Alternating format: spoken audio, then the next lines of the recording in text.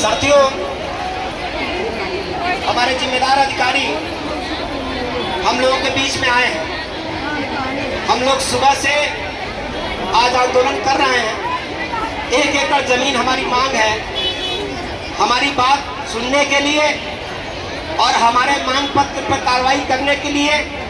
और इसके पहले भी हमने क्या मांग पत्र जो दिया है 17 दिसंबर को दिया है, फिर 17 मार्च को दिया है, और एक तीसरा हमारा जो मांग पत्र है ये आज हम लोग 10 अक्टूबर को दे रहे हैं। पीछे भी हमारे मांग पत्र पर क्या आपने कार्रवाई किया, या ऐसा तो नहीं है कि हमारा मांग पत्र लेते हैं और कबाड़ में फेंक देते हैं। उस पर भी आप हमें बताएंगे जनता के बीच में कि आपने पीछे क्या कार्रवाई किया। और आगे ये जितनी यहाँ पे पब्लिक आई है जिनका डिमांड है कि 1 एकड़ जमीन हर गरीब भूमिहीन को मिलना चाहिए, इन सभी लोगों का आवेदन पत्र जमा है। बहुत सारे आवेदन पत्र रिसीव भी है और बहुत सारे आवेदन पत्र हमारे साथी के पास है जो हम आपको देंगे। आगे उस आवेदन पत्र पर आप कार्रवाई कैसे करेंगे और 1 एकड़ जमीन देने की क्या कार्रवाई होगी, ये बात आप बताएंगे। हम पहले ये मांग पत्र जो हम दे रहे हैं, ये मांग पत्र पढ़ करके हम अपने जिम्मेदार अधिकारी को बताएंगे। उसके बाद इस पर क्या आश्वासन दे रहे हैं ये आगे ये बताएंगे, और आगे सरकार में हमारी बात कैसे रख रहे हैं और वो क्या कार्रवाई करेंगे, सारी बात बताएंगे।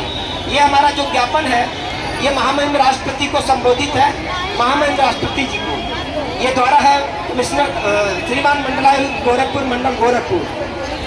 दलित, आदिवासी एवं पिछड़ा भूमिहीन गरीबों को प्रति परिवार 1 एकड़ जमीन दिलाने के लिए मांग पत्र है। दलित पिछड़ा जमीन अधिकार आंदोलन का यह तीसरा चरण है।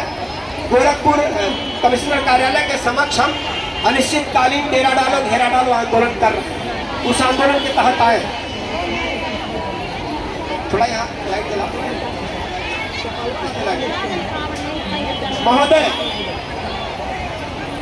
महोदय, आपको अवगत कराना है कि भारतीय समाज में कृषि योग्य भूमि आजीविका का ऐसा साधन है जिस पर आदमी पीढ़ी दर पीढ़ी निर्भर रहकर सम्मानजनक जीवन निर्वाह करता आ रहा है। यह भी सच है कि आज जहां पुराने जमींदारों एवं कुछ कारपोरेट घरानों के पास सैकड़ों एकड़ भूमि है, वहीं पर लगभग 57% दलित परिवार भूमिहीन है। अर्थात इनके पास न घर बनाने की जमीन है, न खेती करने की जमीन है और न ही मवेशी पालने की जमीन है। भूमि का प्रश्न दलित बहुजन आंदोलन का अनिवार्य हिस्सा रहा है। महात्मा फूले, छत्रपति साहूजी महाराज, पेरियार सहित बाबा साहब डॉक्टर अम्बेडकर ने इस प्रश्न पर अपनी राय रखी है। काशीराम साहब भी प्रत्येक भूमिहीन परिवारों को 1 एकड़ जमीन देने का वादा अपने भाषणों में करते थे। तमाम विद्वानों का मत है कि जमीन का वितरण गरीब मजदूरों के में किए बिना देश का विकास की बात करना बेईमानी है। दलित जमीन के अधिकार से वंचित है और दलितों के ऊपर अत्याचार बढ़ता जा रहा है। यदि दलितों के पास जीवन निर्वहन के लिए जमीन होगी तभी वो स्वाभिमान से अपना आजीविका कमा सकेंगे, तो उन पर अत्याचार नहीं होगा। तेलंगाना सरकार ने 15 अगस्त 2014 को निर्णय लिया था कि तेलंगाना प्रदेश के सभी भूमिहीन दलितों को 3 एकड़ जमीन खरीदकर निःशुल्क वितरित करेगी। इस योजना के अंतर्गत मार्च 2022 तक लगभग लाखों एकड़ की संख्या में भूमि खरीदी जा चुकी है, जिसका कीमत करोड़ों में है, कई सैकड़ों करोड़ में है।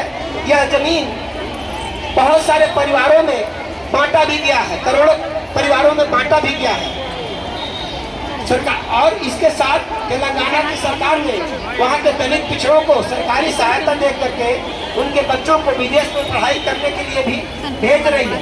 साथ ही साथ कई अन्य योजनाएं भी इन वर्गों के उत्थान के लिए चला रही है। तेलंगाना सरकार ने जमीन के प्रश्न पर हल करने का एक नजीर प्रस्तुत किया है और यह पूरे देश में किया जा सकता है। इसका आर्थिक जीवन और सामाजिक जीवन अत्यंत ही कठिन है, अपमानजनक है। राजनीतिक जीवन का भी कोई मोल नहीं है। कोई भी थोड़ा सा लालच देकर इनका वोट प्रतिशत दलितों के जीवन की चिंता न कर सरकार, क्योंकि गरीब और असहाय दलितों की पहली प्राथमिकता पेट भरना है, लेकिन इन 57% दलितों के जीवन की चिंता न तो सरकार को है और न मुख्य विपक्षी पार्टियों को है, जो पिछले 30 वर्षों में कई बार सरकार में भी रहे हैं।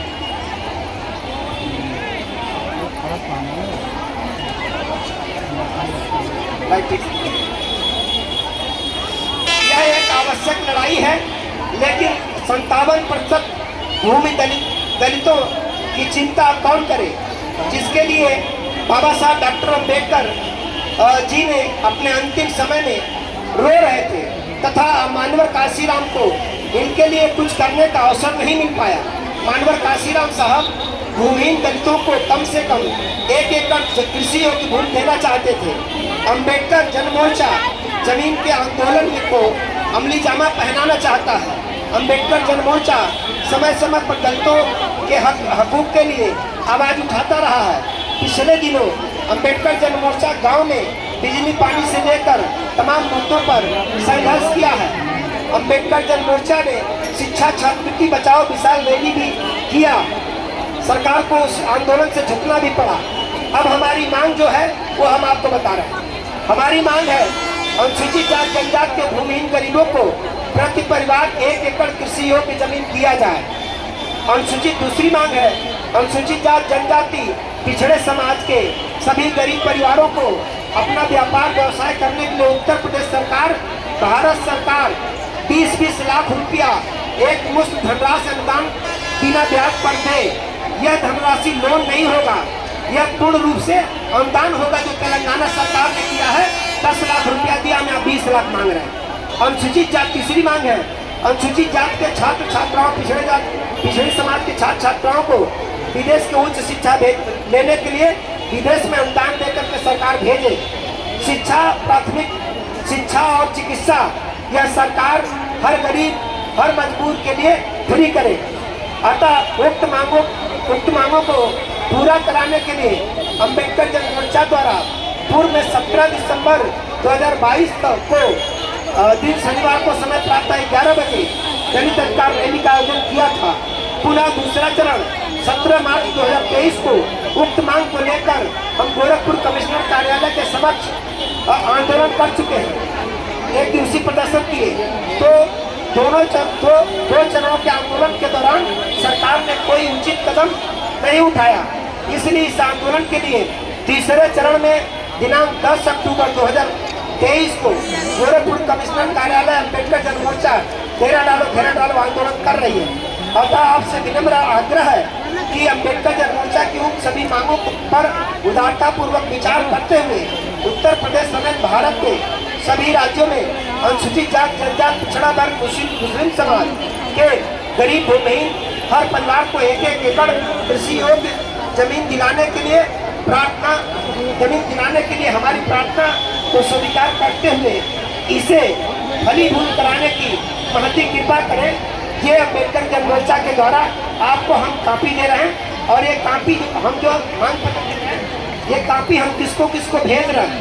ये माननीय प्रधानमंत्री भारत सरकार को भेज रहे हैं, माननीय मुख्य न्यायाधीश उच्चतम न्यायालय नई दिल्ली को भेज रहे हैं, माननीय मुख्य न्यायाधीश उच्च न्यायालय इलाहाबाद को दे रहे हैं, महामहिम राज्यपाल उत्तर प्रदेश को दे रहे हैं, माननीय मुख्यमंत्री उत्तर प्रदेश सरकार को दे रहे हैं, माननीय अध्यक्ष राष्ट्रीय अनुसूचित जाति आयोग को दे रहे हैं, माननीय अध्यक्ष राष्ट्रीय जनजाति आयोग को दे रहे हैं, माननीय उपाध्यक्ष नीति आयोग को दे रहे हैं, माननीय मंत्री सामाजिक न्याय मंत्रालय को दे रहे हैं, श्रीमान समस्त मंडलायुक्त समस्त जिलाधिकारी उत्तर प्रदेश हम सभी को मांग पत्र आपको दे रहे हैं। अब हम आग्रह करेंगे इस मांग पत्र को हम जिम्मेदार अधिकारी को दे रहे हैं। इस मांग पत्र के बारे में आपका क्या हमसे कहना है ये सीधे आपसे बात करेंगे। पहले हम ये मांग पत्र आपके बीच में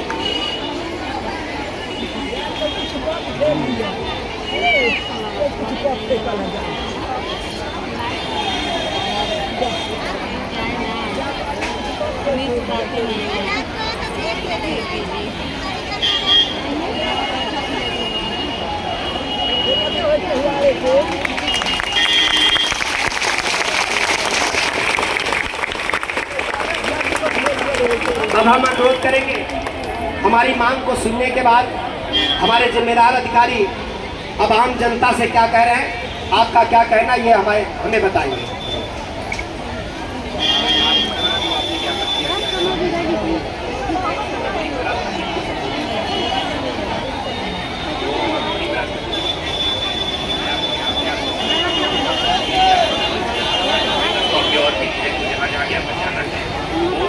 पूरी तरीके से वहाँ पे पहुँच जाएगा। और जैसा कि ये बिंदु आ रहा है कि पूर्व में जो हम लोगों ने ज्ञापन लिया था उसको हम लोग इधर उधर रख देते हैं, तो ऐसी बात नहीं है। हम लोग का क्या रहता है कि ज्ञापन लेना और दूसरी जगह पे इसको इस तरीके से पहुँचा देना। यदि किसी को एक प्रकार की समस्या रहती है कि भाई ज्ञापन गया कि नहीं गया, वो कार्यालय में आके चीज़ों को देख सकते हैं। जहाँ तक मांगों की बात है तो ये सक्षम स्तर पर आपकी मांगों को रख दिया जाएगा और जो भी उचित निर्णय रहेगा आपको तत्काल उससे पहुँचाया जाएगा। धन्यवाद।